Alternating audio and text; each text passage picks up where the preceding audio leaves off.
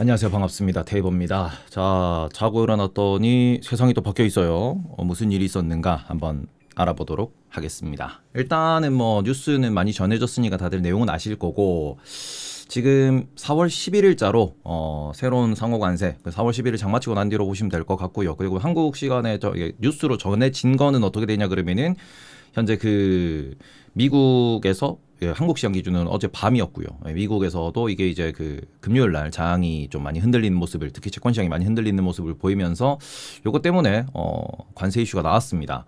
그래서 뭐 대표적으로 어떤 얘기가 나왔느냐, 스마트폰에 대해서 관세 부과를 개별 관세로 하겠다. 그러니까 지금 자동차처럼, 그리고 알루미늄이나 철강처럼 개별 관세로 따로 빼겠다라고 이야기가 나온 부분이고, 이거는 중국에서 만들어지는 아이폰, 그렇죠? 중국에서 아이폰이 엄청나게 많이 만들어지는데 그 부분을 트럼프 대통령이 결국에는 항복을 했다라고 보실 수 있을 것 같습니다. 그러니까 지금 이게 뭐 대부분 유예된 관세라고 표현을 하면은, 관세가 유예된 부분이라고 표현을 하면은 그러면은 따로 이제 관세가 따로 붙겠다라고 하는 건데, 지금 145%죠. 125%는 중국이 미국에 부과하는 거고, 미국이 중국에 부과하는 건 145%인데 아이폰에 대해서 145%의 관세가 붙을 수 있다라는 이야기가 나왔다라는 점 때문에 시장이 좀 많이 그 흔들리는 모습을 보였지만, 결과적으로는 미국에 필요한, 그리고 미국 기업이 다른 나라에서 제조하는 그러한 제품들에 대해서는 지금 메모리 반도체 같은 경우에도 마이크론이라는 기업이 중국에서 많이 만들고 있습니다. 그런 부분을 다시 유예로 빼는 모습을 보이면서 총 관세율에 대해서 또 이야기가 많이 나오고 있습니다. 그리고는 아무래도 이게 트럼프 대통령이 지난 금요일 날 장을 보시고 보고 난 뒤에 뭐라고 얘기했냐, 오늘 시장은 탄탄했다고 생각을 한다. 채권 시장에 지금 10년물 국채금리 보시면 지금 4.49예요. 네, 이게 일주일 만에 지난 금요일 날 기준으로 얘네들이 3.8, 3.9 정도 수준이었던 요 친구들이 지금 0.6이죠. 그 0.6%가 올랐기 때문에 이게 엄청나게 상승을 했다라고 볼 수 있습니다. 그래서 이 부분에 있어가지고 약간 트럼프의 그죠 쫄 트럼프 쫄이라는 게 나왔다라는 점이라고 좀 보셔야 될 것 같습니다. 그래서 이 부분에 있어가지고 달러도 막 폭락하는 모습을 보이고, 그러다 보니까 지금 트럼프 대통령에 대한 전방위전 압박이, 시장에서의 압박이 들어갔다라고 볼 수 있는 대목이었고, 이 부분에 있어가지고 트럼프 대통령에 대한 그런 시장의 평가가, 혹은 그 트럼프 대통령이 시장을 바라보는 그런 포인트가 채권 시장 여기서부터 나왔다라고 보시면 될 것 같아요.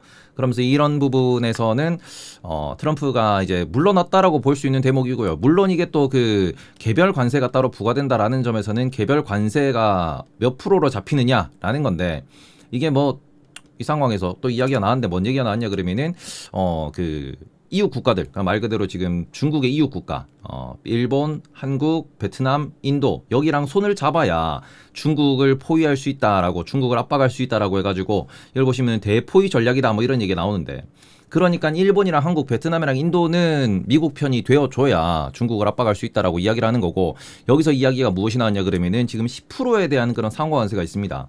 요것도 깎아줄 수 있다라는 이야기가 나왔습니다. 그러니까 국가별 관세 같은 경우에는 이미 그거는 유예가 된 상황이고요. 그거는 협상 대상으로 삼겠다라고 하는 거고, 그리고는 이런 부분에 있어가지고 10% 상호 관세라고 부과했던 이 부분조차도 미국 내 인플레이션 얘기가 나올 수 있으니까 이것도 협상 대상으로 가져갈 수 있다라는 이야기가 현재 나오고 있다라고 보실 수 있을 것 같아요. 현재 중국 같은 경우에는 중국 스스로가 이제 현재 상황에서 CPI가 이렇게 낮게 나오는 모습을 보이면서 중국이 지금 경기가 좋진 않다라는 이야기가 나오는 중입니다. 그래서 이런 부분을 종합적으로 놓고 보셨을 때는 아무래도 미국이 그 동맹국들이 심하게 반발하고 있는 현재 상황, 그리고는 채권 시장에 대해서 엄청나게 공격받고 있는 현재 상황에 대해 가지고 트럼프가 관세에 대해서 한 발 물러났다라고 평가를 하실 수 있을 것 같습니다.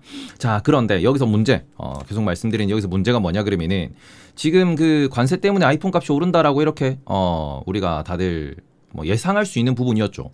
그러니까 이게 관세가 중국에서 아이폰을 많이 만들고 중국 상대로 싸우고, 그리고 이번에 이제 애플에 대해서는 중국에서 너희들이 공장을 빼야 된다, 빼지 않으면은 너한테 관세 혜택 없다, 뭐 이런 식으로도 이야기를 했는데, 그 부분 때문에 이제 미국 내에서도 사재기하는 그런 이야기가 많았고, 그리고 이제 애플 같은 경우에도 인도로 생산 기진, 생산 라인을 좀 더 많이 옮기겠습니다라고 이야기를 했는데, 이런 부분을 다시 놓고 보시면은 우리가 항상 말씀드린 요 관세라고 하는, 관세가 부과되는 시점이죠. 요 직전에 무슨 일이 발생했어요? 재고가 엄청나게 많이 쌓였습니다. 이 재고가 쌓여져서 재고가 많이 증가한 이 부분이 결국에는 우리가 재고가 소비되는 기간, 그러니까 재고가 다시 줄어드는 기간 동안은 무엇이 이제 줄어듭니까? 당연히 생산이 줄어든다, 주문이 줄어든다라고 볼 수 있어요.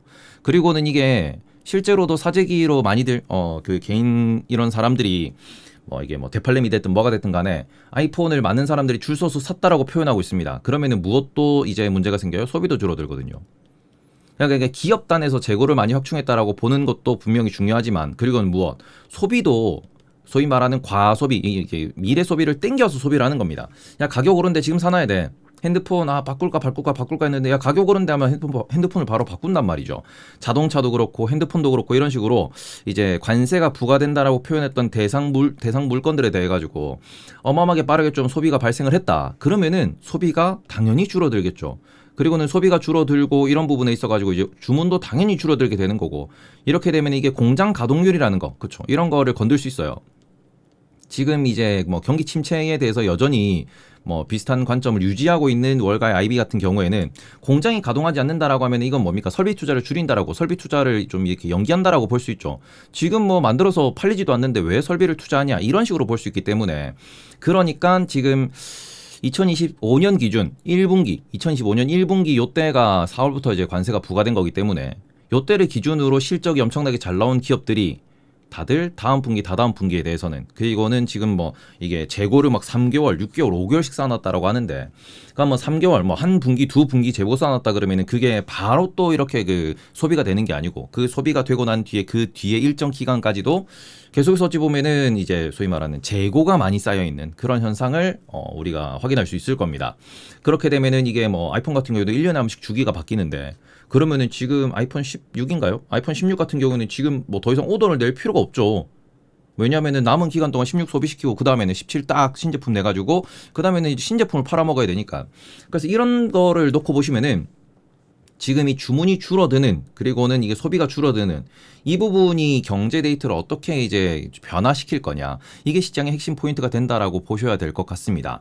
그래서 지금 시장에서는 여전히 이제 뭐 이게 불확실성은 제거됐다, 그리고는 스마트폰에 대해 가지고 이게 관세를 유예준다라는, 스마트폰 관세는 따로 부과하겠다라는 그런 부분에서 애플의 주가는 상당히 크게 반등할 수 있습니다. 그러면은 나스닥도 S&P 500도 좀 올라가는 모습을 보이겠죠.